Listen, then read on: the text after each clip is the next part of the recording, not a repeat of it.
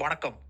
சைரஸா YouTube channel மற்றும் Ranjith team இணைந்து வெளியிடும் 2026 தேர்தல் கருத்து கணிப்பு. இந்த பதிவில் நாம் பார்க்க இருக்கும் தொகுதி செய்யாறு தொகுதி. இந்த பகுதியை உள்ளடக்கிய ஊர்கள் செய்யாறு வட்டம், வேம்பாக்கம் வட்டம், திருவந்த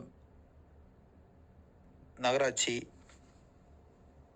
ஆக்கூர், செய்யனூர், உமையான்புரம், குன்னத்தூர், பகவந்தபுரம், கழனிப்பாக்கம், அரியூர், பணமுகை போன்ற கிராமங்களும் இதை உள்ளடக்கிய பகுதிகளாகும்.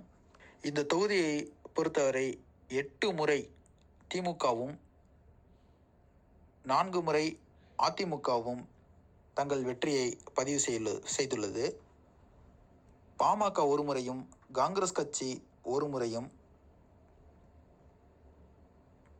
பொதுநல கட்சி ஒரு முறையும் இந்த பகுதியில் தங்கள் வெற்றியை பதிவு செய்துள்ளனர். இதுவரை நடந்து முடிந்த சட்டமன்ற தேர்தலில் கடந்த 2021 சட்டமன்ற தேர்தலில் செய்யாறு தொகுதியில் திமுகவை சார்ந்த ஓ ஜோதி என்பவர் 1,02,460 வாக்குகளை பெற்று வெற்றி பெற்றுள்ளார். அவரை எதிர்த்து போட்டியிட்ட மோகன் என்பவர் 90,189 வாக்குகளை பெற்று தோல்வியடைந்துள்ளார். நாம் தமிழர் கட்சியை சார்ந்த பீமன் 12,192 வாக்குகளை பெற்றுள்ளார். மக்கள் நீதி மய்ய கட்சியை சார்ந்த மயில்வாகனன் 2,429 வாக்குகளை பெற்றுள்ளார். நோட்டோவுக்கு கிடைத்த வாக்குகள் 1,895. இந்த தொகுதியில் மோகன் என்பவரை ஜோதி 12,271 வாக்குகள் வித்தியாசத்தில் வெற்றி பெற்றுள்ளார். இந்த தொகுதியில் வன்னியர்கள் 38%, ஆதி திராவிடர் 25%, முதலியார்கள்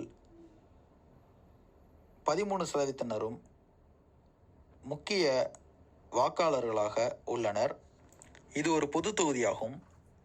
இங்கு பதிவு செய்யப்பட்ட மொத்த வாக்குகள் 2,49,307. அதில் ஆண்கள் 1,22,545, பெண்கள் 1,26,762. கடந்த 2021 சட்டமன்ற தேர்தலில் பதிவு செய்யப்பட்ட மொத்த வாக்குகள் 2,12,565.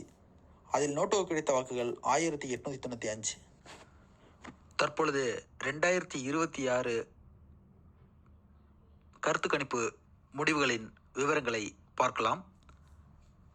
இதில் மக்களின் ஆதரவை பெற்று முதல் இடத்தில் திமுக 32% ஆதரவை மக்களிடத்திலிருந்து பெற்றுள்ளது. இரண்டாவதாக தமிழக வெற்றி கழகம் 25% ஆதரவை மக்களிடத்திலிருந்து பெற்றுள்ளது. மூன்றாவதாக அதிமுக 24% ஆதரவை மக்களிடத்திலிருந்து பெற்றுள்ளது. நாம் தமிழர் கட்சி 11% ஆதரவையும், இதர கட்சிகளுக்கு மக்கள் தங்கள் ஆதரவாக 9% வாக்குகளையும் கொடுத்துள்ளனர். இந்த தொகுதியை பொறுத்தவரை